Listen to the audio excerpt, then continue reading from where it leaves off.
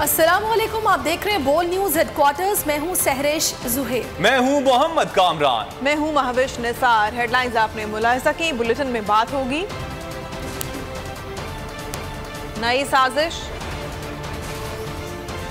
फिर आइन की खिलाफवर्जी, कौन कौन माइनस होगा, कौन बनेगा स्पीकर और किस किस को वजारत मिलेगी। लेकिन सबसे पहले बार बार अवाम के ठुकराए अब नई साजिशों पर उतर आए। अवाम में इंतहाई गैर मकबूल हुकूमत आइन से खेलने में मसरूफ है।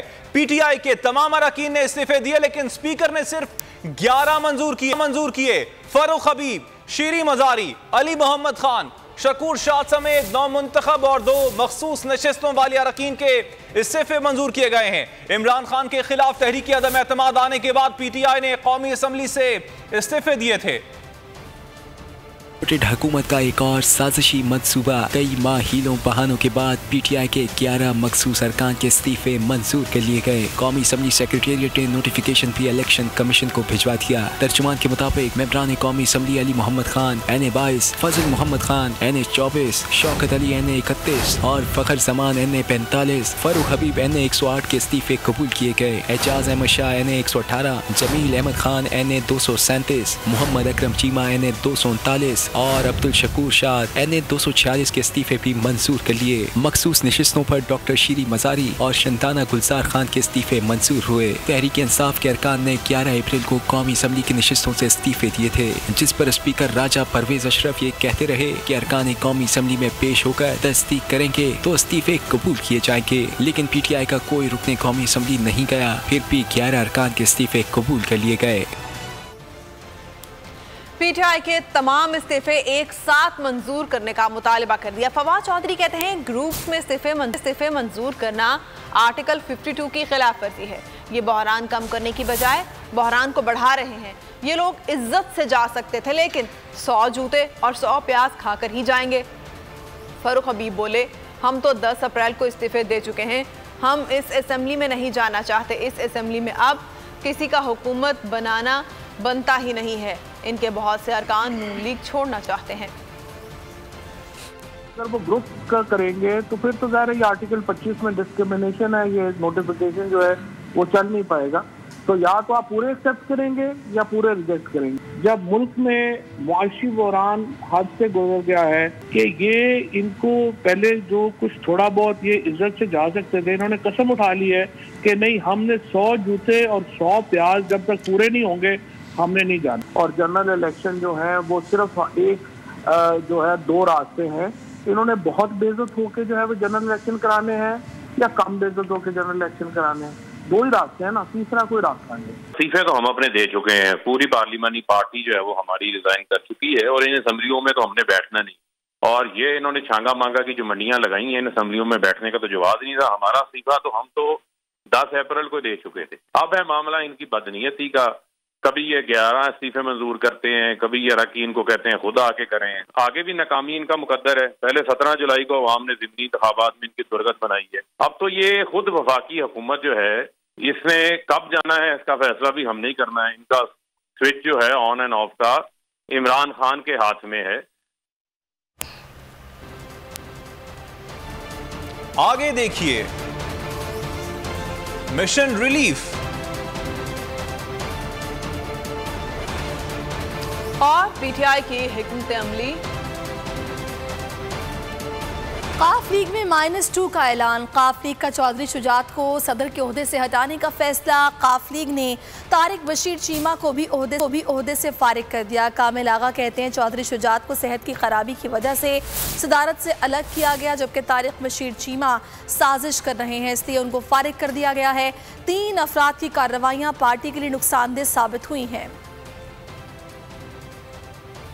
चौधरी शुजात हुसैन साहब की सेहत जो है उसकी वजह से उनकी फैसलों की इस्तदाद जो है उस पर असरअंदाज हो रही है, इसलिए उनको सदारत से अलग कर दिया जाए। जो साजिश कर रहा है जो बंदा चौधरी तारिक बशीर चीमा, और पार्टी को अपने ज़ात के लिए और अपनी कॉन्स्टिट्यूंसी में उसको दाव पर लगाने पे तुला हुआ है, उसको भी फारिग कर दिया। यही अदारा है जिसने यूनानिम के इन दोनों को इनके ओहदों से फारिग कर दिया जाए और फिल फोर जो है पार्टी के अंदर इलेक्शन करवाए जाए। जो कार्रवाइयाँ 2 हजरात की तरफ से बल्कि 3 हजरात की तरफ से हुई, वो पार्टी के लिए बड़ी नुकसानदेह साबित हुई हैं। किसी जमात का माफी ज़मीर होता है, उसके भी खिलाफ वो सारी कार्रवाइयाँ थी। स्पीकर का इंतखाब पीटीआई और मुस्लिम लीग काफ ने हिकमत अमली तरतीब दे दी। पार्लिमानी पार्टी के इजलास में अहम मुशावरत साबिक वजीर खारजा शाह महमूद कुरैशी, साबिक गवर्नर पंजाब उमर सरफराज सीमा ने इजलास में खुसूसी शिरकत की। स्पीकर पंजाब असम्बली के इंतखाब में मोहम्मद सिप्तैन खान को कामयाब कराने के लिए हिकमत अमली तय की गई। इजलास में डिप्टी स्पीकर के खिलाफ अदम एतमाद में कामयाबी के लिए लाहे अमल को हतमी शक्ल दी गई। पर सबकी नजर हुकूमत और अपोजिशन फिर आमने सामने। आज होगा स्पीकर पंजाब असम्बली का इंतखाब। पीटीआई और इत्तेहादी काफली की पार्लिमानी पार्टी का मुश्तरका इजलास हुआ। साबिक वजीर खारजा शाह महमूद कुरैशी, साबिक गवर्नर पंजाब उमर सरफराज चीमा ने इजलास में खुसूसी शिरकत की। पाकिस्तान तहरीक इंसाफ और मुस्लिम लीग कायदे आज़म के अरकान पंजाब ने भरपूर शिरकत की। इजलास में चौधरी परवेज इलाही को वज़ारत आला का मनसब संभालने पर मुबारकबाद दी गई। में मोहम्मद सिप्तैन खान को कामयाब कराने के लिए हिकमत अमली तय की गई। इस मौके पर खिताब में शाह महमूद कुरैशी का कहना था कि गवर्नर राज के शोशे छोड़े जा रहे हैं। स्पीकर का इलेक्शन आपकी कामयाबी पर मोहर लगाएगा। वजीर आला परवेज इलाही का कहना था कि सिप्तैन खान भारी अक्सरियत से कामयाब होंगे। मोहम्मद सिप्तैन खान की जानिब से अरकान असम्बली के एजाज़ में शाइया दिया गया। इमरान खान का मिशन रिलीफ पंजाब में एहसास राशन प्रोग्राम दोबारा शुरू करने का फैसला, ये टास्क डॉक्टर सानिया नश्तर को दे दिया गया है। इमरान खान के ज़ेर सदारत वीडियो लिंक इजलास हुआ। इजलास में कप्तान ने एहसास राशन प्रोग्राम दोबारा शुरू करने की मंजूरी दी। इमरान खान का कहना था कि अवाम महंगाई की चक्की में पिस के रह गए हैं। रिलीफ देने के लिए जो कुछ इंसानी बस में हो वो इकदाम फौरी उठाए जाएं। का एहसास। पंजाब में एहसास राशन प्रोग्राम दोबारा शुरू करने का फैसला टास्क डॉक्टर सानिया निश्तर को दे दिया गया। चेयरमैन पीटीआई इमरान खान की जेर सदारत वीडियो लिंक इजलास। इमरान खान ने पंजाब में एहसास राशन प्रोग्राम शुरू करने की मंजूरी दे दी। कहा आवाम महंगाई की चक्की में पिस कर रह गए, रिलीफ देने के लिए फौरी इकदाम उठाए जाएं। जिस पर चौधरी परवेज इलाही ने खुद मंसूबों पर पेशरफ की मॉनिटरिंग का फैसला किया। मीडिया से गुफ्तगू करते हुए फरूख हबीब का कहना था कि इमरान खान की हिदायत पर सेहत कार्ड और एहसास राशन प्रोग्राम दोबारा फाल कर रहे हैं। पंजाब के अंदर एहसास राशन प्रोग्राम शुरू किया जा रहा है, जिससे आम आदमी को जो रोज़मर्रा की अशिया खुर्दोनोश है उसके अंदर उसको रिलीफ देने के लिए मैं समझता हूँ कि ये एक बड़ा ही एक अहम इकदाम होगा। इजलास में इमरान खान ने river Ravi urban development project और सेंट्रल बिजनेस डिस्ट्रिक्ट के मंसूबे पर भी तेजी से काम करने की हिदायत की। काबीना में कौन कौन शामिल होगा, नाम सामने आ गए। वज़ीर आला परवेज इलाही की काबीना में भी अहम वज़ारतें उस्मान बुज़दार के साथ काम करने वालों को मिल सकती हैं। यास्मीन राशिद, राजा बिशारत समेत कई अरकान को पुरानी वज़ारतें ही मिलेंगी। हतमी फैसला इमरान खान करेंगे। नई काबीना में कौन कौन होगा शामिल, तफसीलात सामने आ गई। राजा बशारत एक बार फिर वजीर कानून पंजाब बन जाएंगे। डॉक्टर यास्मीन राशिद को वजारत सेहत दोबारा मिल सकती है।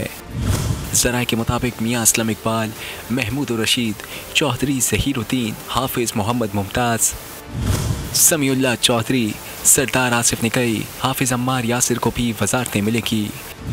यासिर हुमायूं राजा, तैमूर खान भट्टी, मुराद रास, मोहम्मद अब्दुल्ला वड़ाइच, मोहम्मद रिजवान, साजिद अहमद खान, एहसान हक चौधरी, खदीजा उमर को भी वज़ीर बनाया जा सकता है। मलिक उमर फारूक ज़िमनी इंतखाबात में मुंतखब इमरान में से काबीना का हिस्सा होंगे। किस किस को वज़ारतें देनी है, हतमी फैसला इमरान खान करेंगे। इम्कान है कि 2 दिन में बाकायदा ऐलान हो जाएगा। और दूसरी जानिब पीडीएम की सुप्रीम कोर्ट के खिलाफ फर्जा सराई जारी है। मौलाना फजलुर रहमान कहते हैं कोई इदारा किसी दूसरे इदारे के काम में मुदाखलत नहीं कर सकता। हमजा से मुतालिक फैसले से मुल्क में शदीद सियासी बहरान पैदा हुआ। अदालत ने फैसला देकर अपने दस्तूरी हक से तजावुज किया है। मरियम नवाज ने तो अदालत पर साजिश का इल्जाम धर दिया। बोली खौफ था इसलिए फुल कोर्ट नहीं बनाया क्योंकि एकतरफा फैसला आना था। लाडले को नवाजने के लिए फुल कोर्ट का मुतालबा मुस्तरद किया गया। अदालत का काम आइन की तशरीह करना है, आइन साजी करना नहीं। जिम्मेदारी और उसका दायरा-ए-कार मुतय्यन किया गया है। कोई इदारा दस्तूर के तहत किसी दूसरे काम में मुदाखलत नहीं कर सकता। अदालत उस्मा के फैसले में तशरीह के दस्तूरी हक से तजावुज़ किया गया है, जिससे न सिर्फ एक आईनी और सियासी बहरान पैदा हुआ बल्कि इसके नतीजे में मुल्क में शदीद सियासी अदम इस्तेहकाम ने भी जन्म लिया। आई थिंक फुल कोर्ट का मुतालबा इसलिए रिजेक्ट हुआ क्योंकि इस किस्म का यकतरफा नाइंसाफी पर मबनी फैसला आना, और अगर फुल कोर्ट बन जाता तो खौफ था ना, इस वजह से फुल कोर्ट नहीं बनाया क्योंकि ये नाइंसाफी करनी थी, क्योंकि ये लाडले को नवाजना था, क्योंकि यकतरफा फैसला करना था जिसमें इंसाफ का कत्ल हुआ है। अदालत का काम है आइन की तशरीह करना, आइन साजी करना अदालत का काम नहीं। और अगर आपने आइन साजी करनी है जो कि आपने की तो आप पार्लियामेंट को ताला लगा दें। हाथ से जाता देखकर ये अपनी हवास खो बैठे हैं। फजलुर रहमान इंतहाई दुखी हैं। ये इक़्तिदार की हवस में डूबे हुए लोग। पीडीएम के रहनुमाओं की प्रेस कॉन्फ्रेंस पर फवाद चौधरी का रद्द-ए-अमल। बोल न्यूज़ से गुफ्तगू में कहा, मुद्दत पूरी करने का इख्तियार इनके पास नहीं है, ये तो अपनी हुकूमतों को ही नहीं बचा सके। मौलाना की गुफ्तगू से लगा कहीं वो रोना ना शुरू कर दें। फजलुर रहमान की गुफ्तगू सुन के कहीं वो जो है वो सबके सामने जो है वो बिलबिला के रोना ना शुरू कर दें। इतना ज़्यादा उनको दुखी जो है वो आप इनको देख रहे हैं आजकल कि आदमी हैरत ज़दा हो जाता है कि ये इक़्तिदार की हवस में किस कदर डूबे हुए लोग हैं कि जिनको इक़्तिदार जाता देख के अपने हवास ही को बैठे हैं कि एक डूबती कश्ती के मुसाफिर हैं। ये धमकियाँ दे रहे हैं, इनको समझ नहीं आ रही क्या करना है। मुद्दत पूरी करने का इख्तियार तो अब आपके पास रहा ही नहीं है। ये हुकूमत कितनी देर ठहरेगी, ये फैसला तो इमरान खान ने करना है, तरीके इंसाफ ने करना है। एक सीट के ऊपर खड़े ये हुकूमत है, ये तो आप एक बीगी बिल्ली हैं, इनका बेचारों का ये फैसला थोड़ा ही होगा कि आपने कब हुकूमत करनी है। ये तो अपनी हुकूमतों को बचा ही नहीं सके। वज़ीर-ए-आज़म शहबाज शरीफ भी अदालतों पर इल्ज़ामात लगाने में मसरूफ़ हैं। ट्विटर पर लिखा कि फॉरेन फंडिंग केस बेहतरीन मिसाल है कि कैसे लाडले को तहफ़्फ़ुज़ दिया गया। नवाज शरीफ को बेटे से तनख्वाह ना लेने के इल्ज़ाम पर नाअहल कर दिया गया। लाडले को खुली छूट दी गई। फॉरेन फंडिंग का 8 साल से फैसला नहीं आया। केस रुकवाने के लिए इस्लामाबाद हाई कोर्ट में 9 पिटिशंस दायर की गई। शहबाज शरीफ ने लिखा कि फॉरेन फंडिंग केस को 50 बार इल्तवा दिया गया।